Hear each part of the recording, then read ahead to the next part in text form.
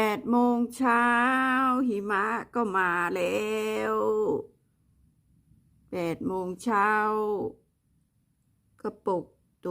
กแล้วนะครับ8 โมงเช้าดูท้องฟ้าเป็นแสบเป็นสีหิมะอ่ะเนาะท้องฟ้าเป็นสีหิมะแล้วก็หิมะก็กำลังตกกำลังปล่อยกำลังร่วงแล้วก็รถเมล์มา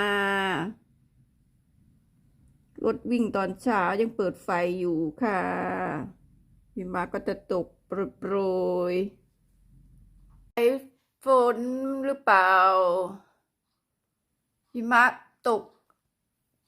โปรยแต่เร็วมากเลยอะแบบมีลมอะลงแบบมีลม